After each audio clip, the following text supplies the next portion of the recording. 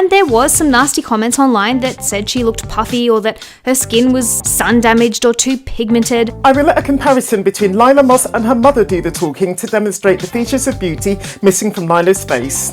By whatever means Bella Hadid had her jaw redesigned, that part of her face misses total beauty, arguably by a matter of millimetres. To be exact, in a woman, an attractive gonial angle, which is the point where the jawline meets the bone that leads to the ear, the ramus, measures 126 degrees. Bella's face is, debatably, too long to be considered fully beautiful, since having a gonial angle even only 5 degrees over the ideal, say, such as Bella possibly has, is enough to make your lower face less than beautiful. With its prominence, the horizontal crease just below Bella's lower lip spoils Bella's chin slightly and will only look worse as Bella ages, unless she has it corrected. After her 1 or 2 nose jobs, Bella's nose is a lot prettier, but her hanging columella, that is, the droopiness to the skin between her nostrils, is a bit unsightly. Bella also has rather prominent tear troughs. On the other hand, Bella's gonial angle may be too wide, but that junction of her face stands out. Many people turn to filler or fat injections to the jawline or to jaw implants to achieve that look because it's highly attractive. She's made the fox eye look a beauty trend. Having her chin made more pointed has made her face more attractive too, and so has the contouring of the space above her jawline and below her cheekbones, which may have been achieved with either buccal fat removal or Botox injections. Thanks to either filler, fat grafts or implants, Bella's cheekbones offer highly photogenic volume and definition. Bella has a juicy pout. The plumpness to her lips is, I believe, thanks to filler. Her top lip, say some, has been further beautified with a surgical lip lift.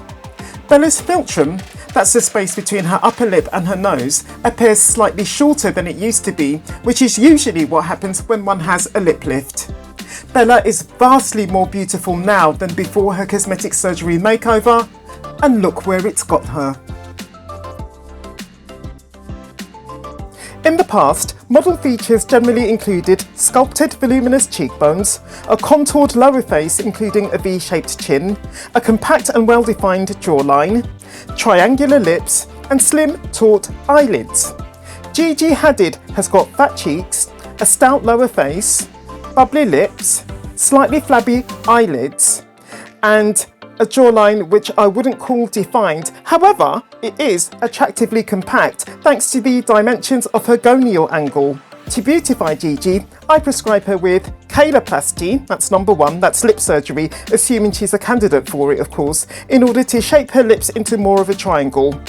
Number 2, either buccal fat removal or just Botox injections to the buccal fat area of her face to contour that region. Number 3, a procedure to rejig and possibly reduce the fat in her cheeks to give her cheekbones a sculpted look. This may actually require the fitting of cheek implants after low-scale liposuction to her cheeks, with or without the repurposing of the fat extracted. Number 4, either fat injections or filler to her jawline, including her gonial angle, in order to make that area stand out. And lastly, number 5, an upper eyelid lift in order to stretch her eyelids straight. That's all to bring her into line with catwalk model beauty standards from the 90s, say. Gigi's looks are obviously in line with what today's fashion and beauty brands are after in their ambassadors.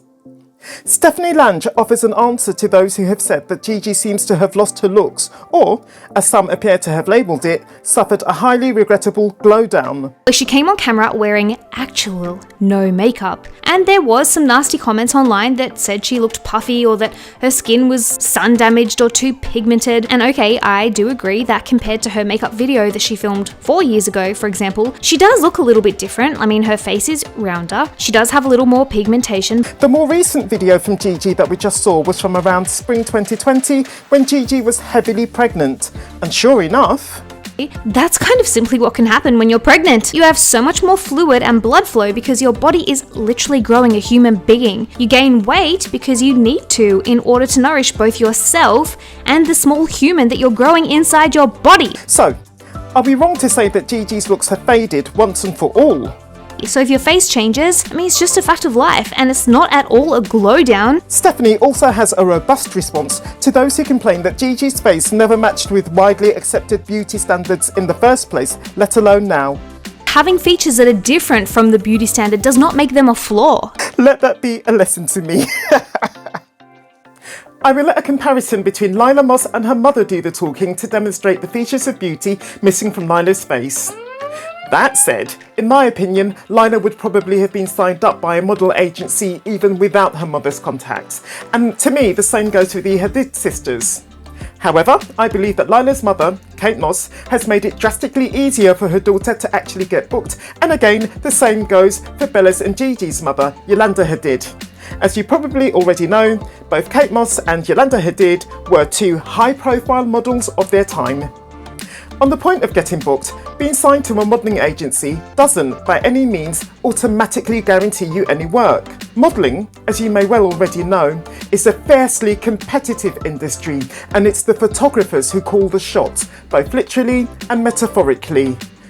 Anyway, cheek implants will give Lila's cheekbones prominence and sharpness, while contouring of her lower face, whether by buccal fat removal or Botox injections or by another method, will make the whole of her face a lot more photogenic. According to at least one measure of beauty, Lily Depp's forehead is way above the size considered aesthetically pleasing in a woman. So are her cheekbones. Lily gets her cheekbones from her father, but with an extra push from Mother Nature, it would seem, since her cheekbones are quite a bit bigger than her father's. The question, though, is, did Amber Heard get cheek implants in order to somehow assimilate herself to Johnny Depp? Or was she, with the same cheek augmentation, looking to compete with his daughter for his attention? Let me know your views in the comments section. Lily's other facial features come from her mother, who just happens to be a former singer, actress, and, believe it or not, model. As I understand it, cheekbone reduction is a fairly common cosmetic surgery in Korea. Lily could possibly have her forehead reduction surgery at the same time as her cheekbone reduction. Standing all of 5'4" inches tall, Lenny Klum has rather miraculously made it as a catwalk model, where female models usually have to be at least 5'8". Lenny's 2022 lingerie photo shoot with her mother, that ex-supermodel Heidi Klum, who, like Kate Moss, Yolanda Hadid, and both Vanessa Paradis and Johnny Depp, likely gave her daughter a head start, if you will, in her modelling career, so no miracles were actually needed, has been blasted by many as perverted and creepy. Others, though, have paid tribute to the totally sumptuous body of mother and daughter each. And understand that the mother, Heidi, was born all the way back in 1973. Before you ask, I was born in 1976, so I'm hardly what one might call young. Nose job, lip plumping, and either forehead reduction surgery or just hairstyles that obscure her spam, that's forehead if you insist on educated language. That's my prescription for the completion of Lenny Klum's beauty. Oh, and if we can grow her by another 4 inches too, let's do it. When I first saw the video to Uptown Girl by Billy Joel way back when, I immediately fancied the Uptown Girl herself, who happened to be swimwear model Christy Brinkley. In case you don't know, to fancy someone means to feel sexual attraction for someone. I would never have fallen for the Uptown Girl though if it had been Sailor Brinkley Cook, Christy Brinkley's daughter, because of her low sitting eyebrows, which are, as such, unattractively too close to her eyes, her large forehead, and I dare you to recall the colloquial reference to that I mentioned just now, and her excessively thin top lip.